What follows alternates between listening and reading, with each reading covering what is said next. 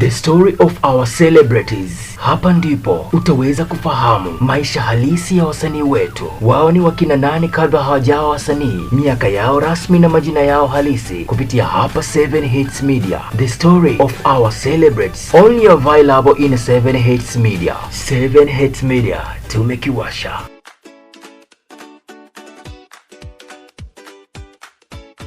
Bwana, mambo vipi mdau wa 7 Hits Media mwana gitaa? Leo ikiwa ni siku nyingine bwana, tumepata nafasi ya kutembea sehemu moja inaitwa Mlandizi. Kuna mchizi ambaye hapo nyuma alikuwa akifanya harakati nzima ya muziki, alifahamika kama jina ya Afroboy.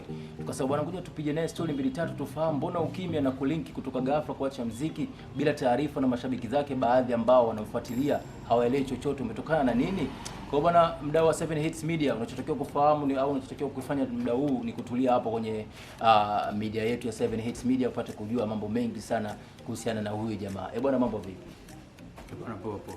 Bwana, ni muda mrefu sana game limekuwa limedoro kwa upande wako na mashabiki zako, bado watu ambao wanakufuatilia walitaka kufahamu nini hasa sababu ya wewe kutoka kwenye muziki mpaka kuwa hivi sasa. Kwa kweli jibu rahisi naweza nikalikosa. Lakini kiukweli kuna changamoto nyingi sana unajua kwenye maisha zinazoweza kupelekea mtu kupumzika kwenye kitu kimoja kujaribu kufanya kitu kingine. Lakini hususan kuna changamoto nyingi sana ambazo tulikuwa tunakutana nazo. Mbele ya pazia si tuliona harakati zako zikiwa zinaenda kufanya muziki kutoka Kibaha mpaka kufika town, na pia machupa yamegongwa sana kwenye ma-TV, tukiamini kwamba tumepata mwakilishi ambaye anatoka Mlandizi na pia ni msanii mkali na achia vyupa vikali. Ikawa hii ghafla tu ukapotea bila hata taarifa mzee. Mzee wangu unajua kiukweli niache unazi. Mimi nilikuwa msanii, lakini kitu kikubwa kilichokuwa kinanifanya niwe msanii nilikuwa navutiwa sana na maisha ambayo nawaona wasanii wengine wako nayo. Kwa hiyo niliamini sanaa kama sanaa ni moja ya njia ambayo ingeweza kunisaidia kutoka katika hali ya chini niliyokuwa nayo na kwenda juu.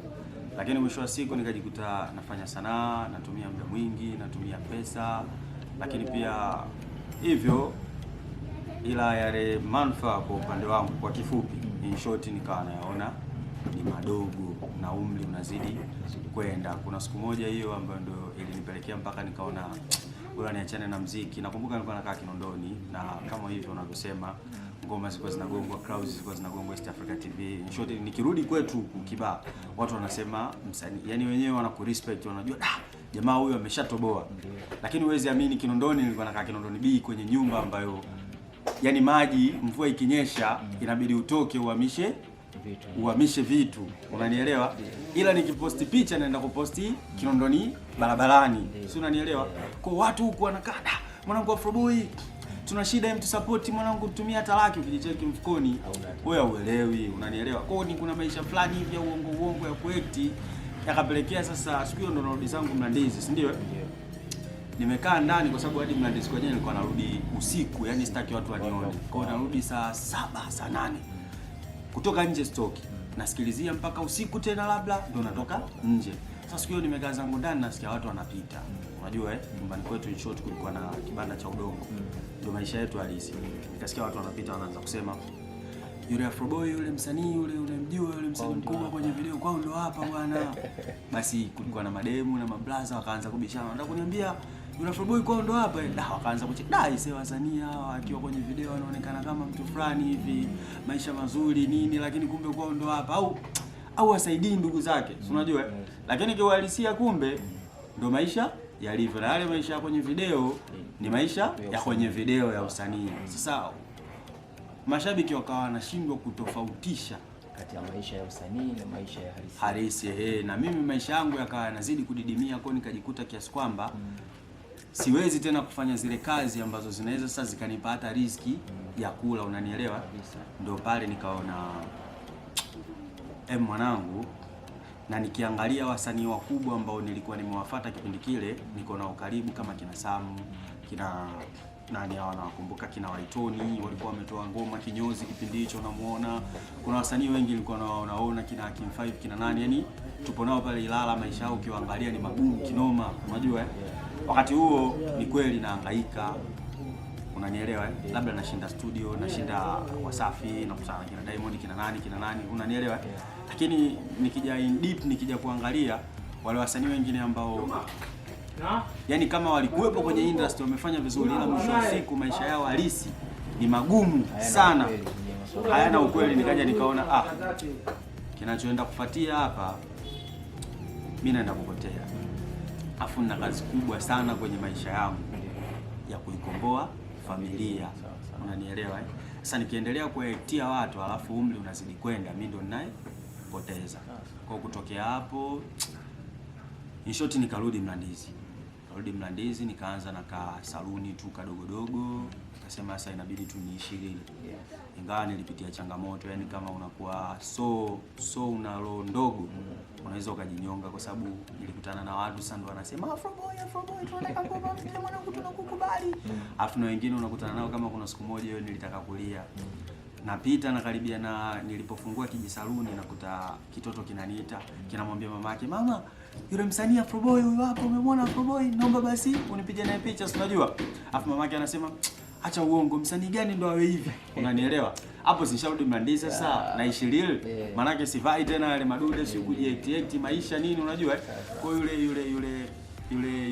yule mama akasema huyu hawezi kuwa msanii huyu, unanielewa? Uongo. In short nilisikitika sana, lakini nilichokuja kugundua kwa nini amesema mimi si msanii, kwa sababu ameona yani nimeenda kuishi real na maisha yangu yanaonekana ni magumu na nimekauka, naonekana sina hela, nina njaa. Na msanii kwenye video anaonekana ni mwenye hela na ni mwenye kufangania na muonekano ule. Kwa ile ikanivunja moyo. In short watu wakawa wanadisi sana, wanacheka masimango, lakini jamaa kashafulia, jamaa kashafeli. Ila mimi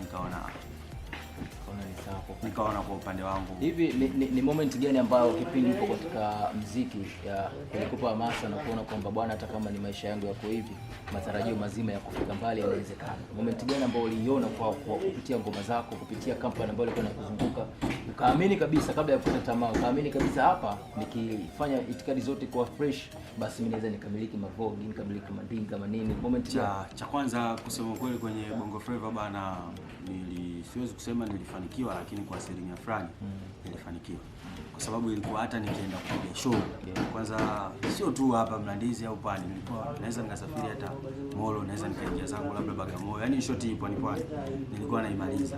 Nilikuwa nikipanda kwenye show, yani ninachokifanya, unanielewa, sewe ile shangwe watu wanazopokea, si unajua, na ule ukubwa ninaopewa, unanielewa hiyo shoti, na nikipita labda kwenye mtaa, ngoma ninavyozisikia, zile comment watu wanavyonifuata, yani mpaka sasa nikaanza kuona yani sio mimi tu, watu wenyewe yani wanaanza kukupa comment, mwanangu wewe tayari, si unajua, mwanangu wewe tayari, mwanangu yani wewe tayari, wewe WCB hapa, si unajua, wewe maisha hapa, wewe ushatoboa, si unajua zile.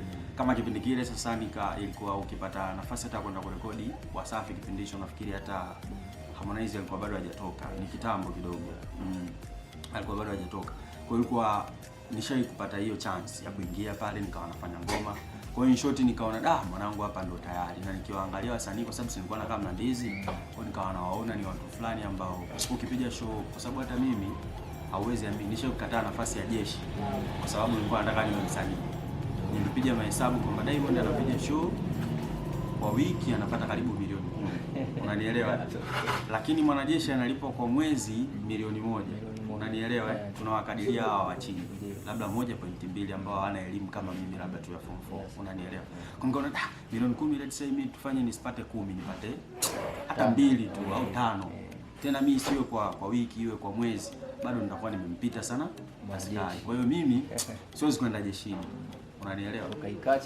Nikakacha nafasi ukamuingia moja kwa moja, nikakacha nafasi tena. Kihistoria labda hii kuna watu wengi mimi nilikuwa namnyoa, yani wakati nikiwa msanii pia nilikuwa kinyozi, nilikuwa namnyoa, alikuwa nafikiri alikuwa ni mkuu wa kikosi, alikuwa anaitwa Mbuge pale JKT, nilikuwa namnyoa pale, unanielewa. Na wakati tunamnyoa hizo nafasi pia zilitokea, lakini bosi wangu mimi alikuwa ndo mtu ambaye anapeleka watu jeshi na ashaniambia, lakini baada ya kukataa wao sasa wenyewe wakapigiana simu, ikabidi waanze kunidhamini kwenye muziki, unanielewa. Sasa kukupa riziki mara mbili, wamenipa riziki mara mbili kwenye muziki sasa, na ndio wao ambao walijifanya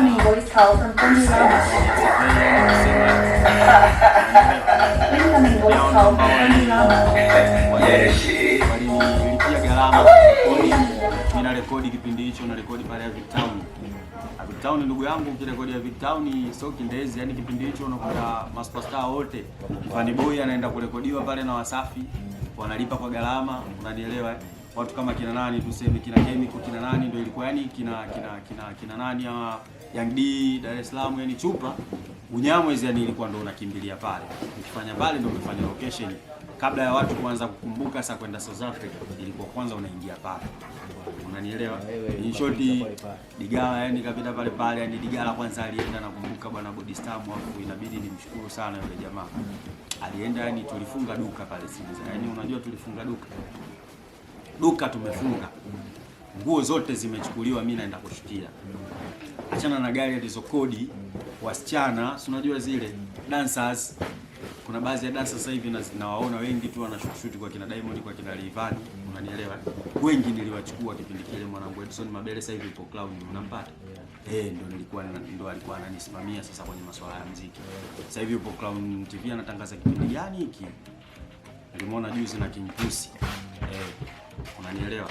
Ndio tumetoka tumeingia zetu Kigamboni, tumefanya unyama, tunageuka. Yani shoti nilikuwa kabisa, yani nimefikia naona tayari show za milioni 10 hizi hapa hizi. Na utajiri ndio ule. Pale kwenye kijumba cha udongo tunaua, tunaweka gorofa. Navunja kabisa kijumba cha udongo, naua natengeneza gorofa. Lakini ghafla tu ndoto zile zikapotea na ukaona kabisa bwana, mimi siwezi kutoboa kupitia muziki. Ghafla tu ikaja ikatokea hivyo. Basi sasa hivi tunaweza kuzungumzia kutoka Afro Boy mpaka Doni. Mzee, jina limekuwa kubwa afu ni ghafla sana. Baada tu ya miaka kadhaa kupotezana, leo tunakutana, sio tena Afro Boy, ni Doni. Hii imetokana na nini? Mbona ghafla sana mzee? Mapambano. Watoto wadogo wote wanakufahamu Doni. Mapambano. Nini hasa kilichokupa chachu mpaka ukaamua kupambana kutoka kwenye saluni ukahakikisha mpaka leo umefika hapa, ni mtu mkubwa sasa, tunakuchukua kutoka kwenye usanii mpaka kwenye mfanyabiashara mkubwa Mlandizi? Cha kwanza ni kuogopa njaa. Kuogopa njaa, lakini kwenye historia yangu kuna cha kwanza Mungu tuseme, lakini pili kuogopa njaa, tatu dharau na fedheha. Unajua sisi watoto wa maskini tumepitia dharau nyingi na fedheha, unielewa? Kwa hiyo zile watu wanapokudharau, kukucheka, kukuona sio kitu, huwezi kufanya kitu chochote. In short imetutia hasira, yani hasira kiasi tumekubali kushinda njaa, kulala njaa, tumemeki huku tunamuomba Mungu, si unajua ili tuweze kufikia, ndo kama hivyo kweli kama unavyoona sasa hivi. Unanielewa? Ili tuweze kufikia malengo yetu, na tunashukuru Mungu. Si haba kwa kweli. Hizi biashara zako ziko kwenye branch ama ni aina fulani ya kampuni? Hii ni kampuni. Kampuni hiyo ambayo ina branch ngapi? Mpaka sasa hivi na branch kama 4. Na branch 4. Kuna moja ipo Kwala, moja iko Mlandizi barabarani, lakini kuna kama hili liko down unaloliona hapa, liko huku niko cheni Mlandizi, lakini niko na Zogwali. Bwana kijana ambaye unafuatilia sasa 7 Hits Media, ni kwamba tulichojifunza kutoka kwake Doni, kwa sasa tunakuita Doni, si ndio? Doni. Kila kitu kinawezekana bwana kwenye maisha, isipokuwa inabidi tuishi kwa discipline na kufahamu yale machungu ambayo tumeyapitia huko nyuma, na hiki ndio kilichompeleka mpaka Afro, kutoka kwenye Afro kuwa Doni. Bwana, nikupe nafasi chache ya kuizungumzia biashara yako ikiwa ndio CEO wa kampuni hii. Bwana, sisi hapa tunaitwa Doni Marketing, naweza nikasema, na mimi ndiye Doni mwenyewe. Tunajihusisha na uuzaji wa furniture, lakini pia sisi asili yetu ni kukopesha. Ndio. Kukopesha kiasi cha fedha, unanielewa kwa dhamana ya mali yako, ila sasa tumeenda mbali, tumekuwa mawakala pia wa uuzaji wa magodoro. Ndio. Unanielewa? Kwa hiyo kwa wale wanaohitaji kununua jumla na rejareja pia tunauza. Kwa hiyo ni mawakala ambao tayari tunajaza magodoro, tunauza kwa bei ya jumla, tunauza rejareja, lakini tunauza sofa mpya, tunauza makabati, tunauza furniture zote in short. Lakini pia kwa wale ambao wana uhitaji wa mikopo, mfano mtu anaweza akawa amepata dharura ya ghafla, sisi kama tuseme, hususan mimi mtu ambaye anaijua shida na tabu, naona si haba kusapoti wenzetu, isipokuwa sasa kiuhalisia hauwezi, yani kuna masharti, japo tuna support lakini tuna support kwa masharti. Anayetaka masharti pia hafiki ofisi. Bwana Beni, naomba kwanza kidogo tukumbushie enzi hata mistari miwili tatu naanza. Tuone kama sababu kipaji hakipotei, tuna kipaji kipo. Bwana miaka mingi sema kwa moja nijaribu, ingawa ni miaka mingi kidogo. Walikuwa anasema kukosa si kosa, kosa kurudia kosa, hasa mbona unanitosa bila kosa kukosa, unaniacha ujali, niko na hali gani kipenzi tafadhali. Bana sorry. Wanasema kipaji hakipotei mzee wangu, vitu kazi na umri. Labda tunafikiria kidogo kugusa, tujaribu tena labda milioni 10 zinaweza kaja kwa haraka. Kama kugusa siwezi kukataa, tunaweza tukaja kugusa, lakini katika ugusaji wetu unajua hii ni biashara, tunafikiria zaidi kuitangaza. Sawa. Kwa hiyo tutagusa ili tuweze kufahamika na watu watutafute waweze kufika katika ofisi zetu, lakini sio kama mwanzo tulikuwa tunafikiria kwamba tufanye muziki ili tupee. Kuna page official ambazo zinahusiana na biashara zako labda? Ni hiyo tu, ukiingia Doni Afroboy, mfano YouTube Doni Afroboy, ukiingia Insta Doni Afroboy, ukiingia TikTok Doni Afroboy, Facebook Doni Afroboy. Hivyo una kipi cha kuwaambia mashabiki zako ambao wengine walikuwa hawafahamu hasa nini ukimya wa Afroboy unaendelea? Una kitu gani cha kuwaambia labda wajisikie faraja na wao wakubaliane na kile ambacho umekiamua? Ndugu zangu, haya ni maisha, na kama mnavyojua maisha yana njia zake. Haiwezekani, unanielewa Kama unavyojua uwe unahitaji labda kulima alafu jembe uliache nyumbani, au ulazimishe kuamini. Najua itakuwa ngumu, lakini ni kitu kigumu kuwaaminisha watu kwamba labda pale Jangwani ya Kariakoo useme kwamba pale ni kuna mlima mkubwa, na kati kuna watu wanapojua kuna muda mafuriko yanapita. Kwa kifupi, kutokana na haya maisha kadri yanavyokwenda, na sisi ni watu wa kutafuta fursa, si haba ndugu zangu, tukutane kwenye mambo mengine, lakini huko pia inawezekana tukawa tunagusa kidogo, lakini sio kama matarajio yetu yalivyokuwa mwanzo.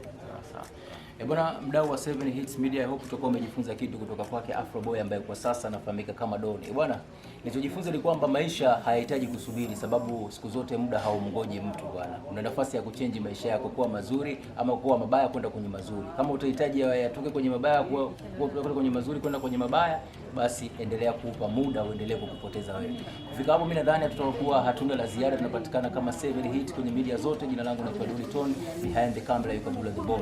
7 Hits Media tumekiwasha. 7 Hits Media tumekiwasha.